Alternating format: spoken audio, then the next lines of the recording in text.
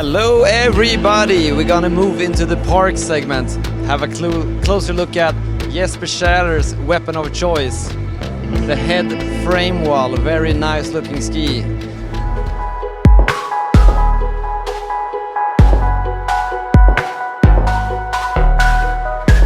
Hey guys, welcome to Ridebrain. Happy to have you here. My name is René Hera. I'm in charge of sales and marketing for the Head Winter Sports Ski Division. And today we're going to have a look on the freestyle line, specifically on the Framewall featuring the Attack 16 from Tyrolia. Have fun and check it out. Framewall and Caddy actually competition skis for our freestyle team led by Jesper Tjäder'.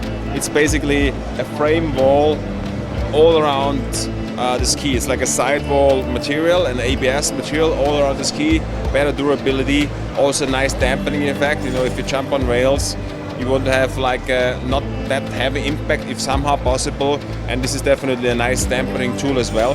Full wood core ski, handmade, ski laminated, sidewalls, everything included with the Attack 16 binding to really be able to perform at its best. Especially the bindings is a topic which is super important for the freestyle athletes, because if they land backwards whatsoever, we need to make sure that the binding doesn't release.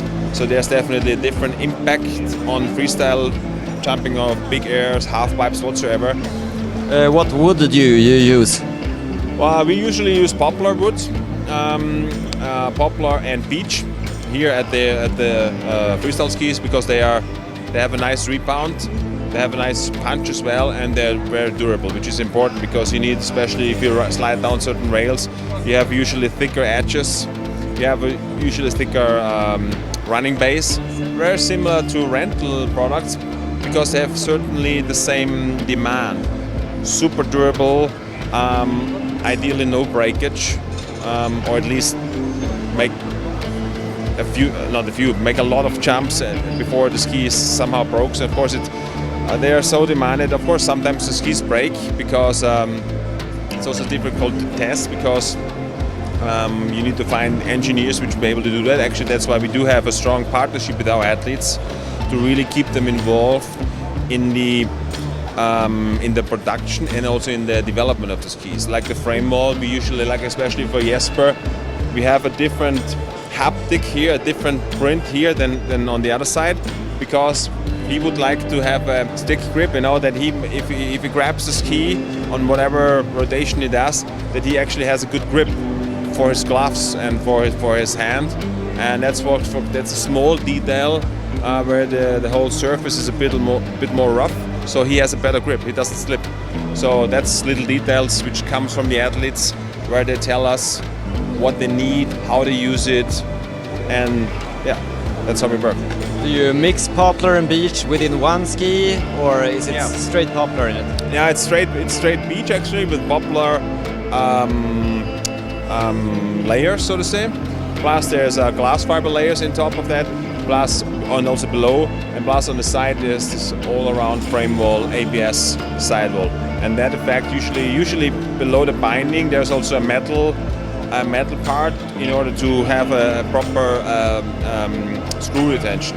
Right, when you mount the binding with those impact, you want to have the binding sticking to the ski. That's why you have a small metal layer, 0.5mm metal layer, just below the binding, that the binding doesn't rip off. What's the center of the waist? Is it ski center or all mountain? You have 6 different mounting points here. We have 6 different mounting points actually, because we mark the ski center. Because the twin tip guys usually try to be very mounted in the middle. The athletes or good skiers usually know where they want to mount it. They test also, but and we do also have a demo binding in order to try what's the best mounting point for me. But center for twin tip skiers and or trick-oriented people, and all mount for regular skiers is usually what we recommend to use the full performance of the ski. All right, great. Do you know the weight of the ski? Do you take into consideration lowering weight? I don't know by heart now the weight, unfortunately, but definitely it's an important thing to to have super lightweight skis and easier to rotation. It's not always you don't need the most super lightweight. We tested super lightweight skis, and then, as stupid as it sounds, maybe they turn too fast, right? So the weight of the ski needs to be in a proper dimension, also of the rotation speed of the athlete, right? And this is important, and that's why with this weight, which is also tested with the athletes, is actually what works well if they do all their tricks. Because if it's, as I said, if it's too heavy, of course, then it's lame.